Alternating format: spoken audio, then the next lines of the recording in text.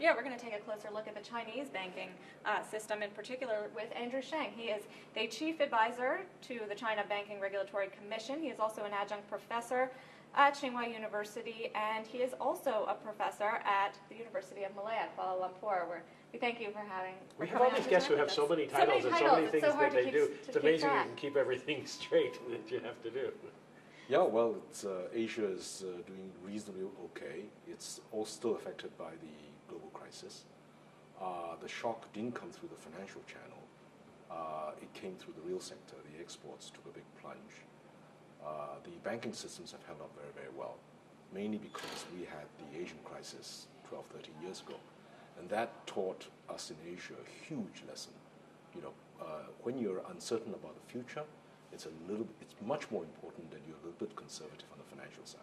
Well, let me go straight to the heart of Simon's the questions, or his arguments. In general, in Asia, are the banks adequately capitalized?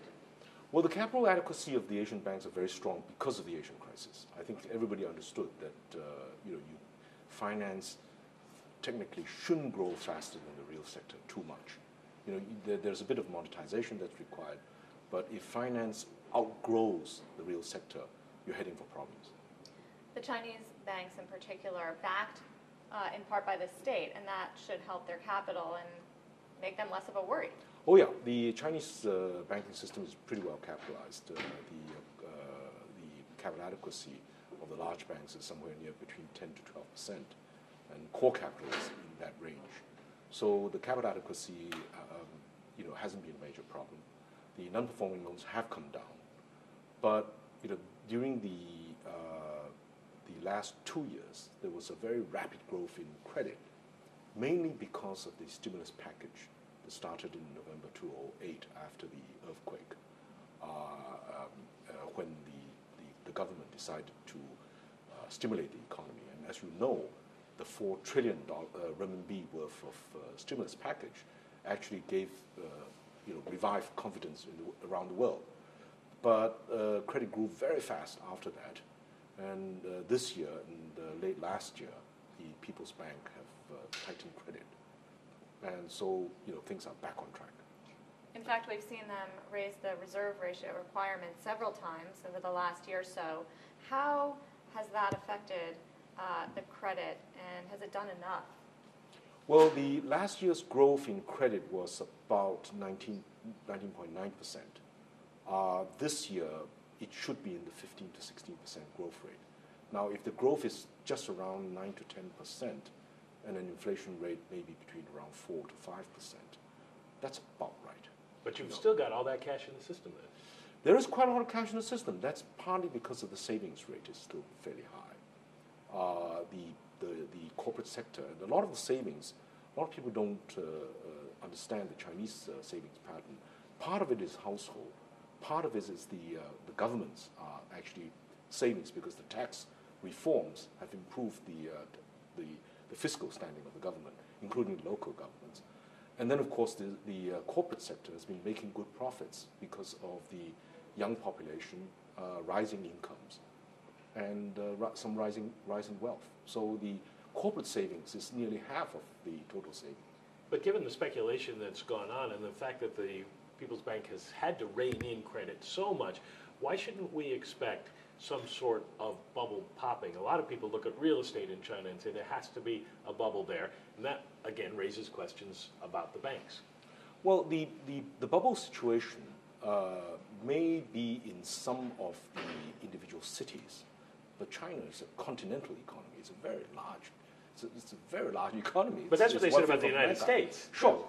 But you've got to understand that the urbanization of China and the infrastructure per capita in China is way, way below that of the United States.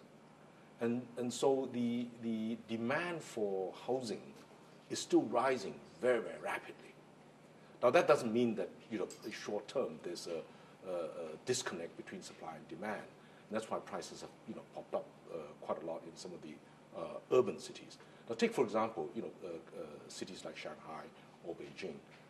The reason why prices have gone up very high is that even real estate, which used to be a non-tradable, is today global. Some rich tycoon coming from Europe, America, or the Gulf, they come to Shanghai and Beijing and say, I want a piece of property, and I'm willing to pay the price just like in Paris or in New York. And the prices start rising very, very sharply. But can the locals afford it? That's a real question. So you're getting this globalization even of real estate, which causes some worries. Now, the experience is that at the high end, for them to have a drop, it won't be systemic. But if it is the mass market, like what's happened in this country and in Europe, is a real worry. So, the bottom line, I'm sorry to take a long way to explain this, but it is a complicated issue. The bottom line is, yes, the authorities are concerned about, the property market. There's a lot of measures coming in to increase the supply. Something like about 40% of the government budget for the next 5 years is going to be spent on improving the infrastructure and low-cost housing. But that's a huge amount. The bottom line is, are the banks adequately capitalized to deal with any bubbles that pop? Or does the Chinese state get drawn in the same way the U.S. government got drawn in, the U.K. government got drawn in, and the European governments are getting drawn in? Well, the real issue is then will the real estate market drop in a way in which the banks will suffer a lot. And there was a stress test on this. Absolutely. The issue is that the provisioning levels of the Chinese banks are very high. They're 200% on average of the non-performing loans. So on top of the capital adequacy, you have a very large provisioning level. And the CBRC, the China Banking Regulatory Commission, has insisted that the banks build up their provisions even as they're beginning to make more profits. That means, you put away more reserves when the sun is shining to prepare yourself for the rainy day. And that's exactly what we're doing. When you hear American investors, hedge fund investors, saying that China is in a massive bubble, the property market is going to pop, what is your reaction? Well, I think all, I wouldn't say hedge funds, but a lot of the market people talk their own book. The real issue is that the big lessons from the last 3 crises, the Japanese one, the Asian one, and the current global one, is that you can never say this time is different, because there are always risks, and it's good that people talk about these risks. But I think the Chinese authorities, the government, is very well aware of the risks of the property market, because I think people understand now property is at the heart, the biggest asset in the nation. It's the biggest asset of a household, it's the biggest asset of corporations, it's the biggest collateral of the banks, it's the biggest income for the state and local government revenue. So if something happens to the real estate market, a lot of things are going to get affected. And so, I think people are aware of those risks. Is that what would keep you up at night? I mean, what would be the one thing that would worry you about the Chinese banking system now? Well, the issues are the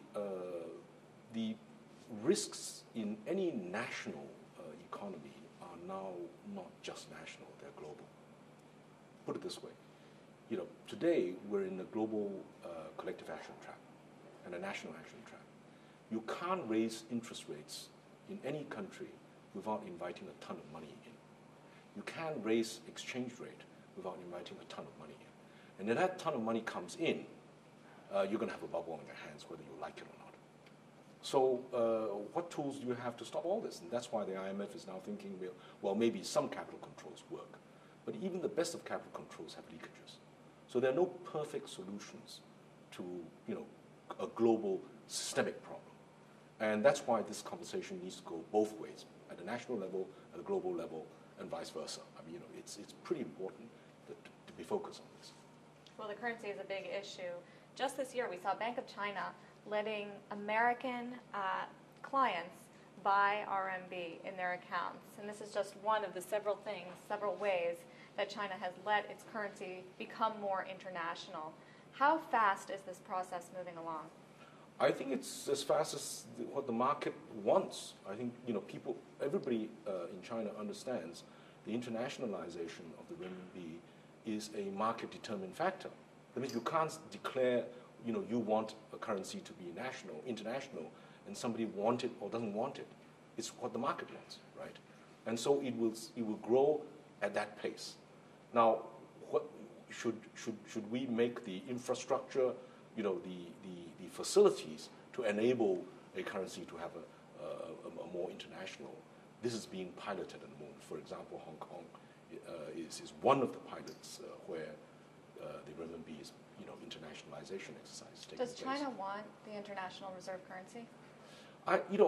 The question is, the first thing you need to remember is that the renminbi's capital account is not open. So you can't be an international currency unless that capital account is open. So, step one, it's the issue to remember is that it is a market-driven exercise.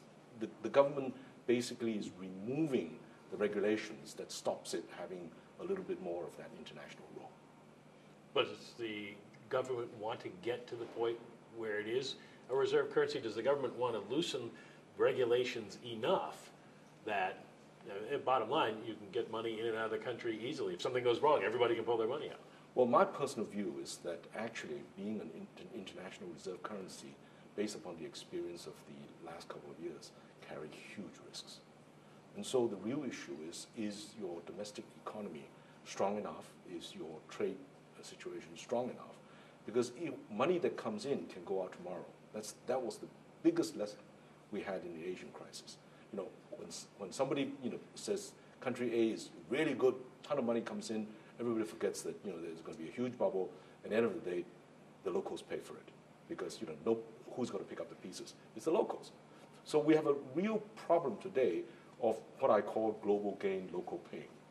The gain is global, but it's, when the money flows out, it's the locals who suffer from this. And you're now seeing this in Europe, the periphery countries. You've seen that in Asia. And so I think the Asians are very aware, and particularly the Chinese, are very aware of the huge risks that are involved with internationalization. Well, they talk as if they want to be internationalized. Well, that's because the market people seem to think that the renminbi is a one-way bet, but actually if you really look at all the real effective exchange rate numbers, I think the present rate, that's my personal view, reflects actually the real effective exchange rate of the renminbi has actually increased quite a lot. It is one-way bet, seems to be. At the moment, because there's a lot of money and because the interest rates are tightening, and that's one of the complex policy issues that the People's Bank has to deal with. The interest rate is moving in the other direction in the United States, or at least it has been, and it doesn't look like it's moving up anytime soon. How has that hurt the Chinese economy?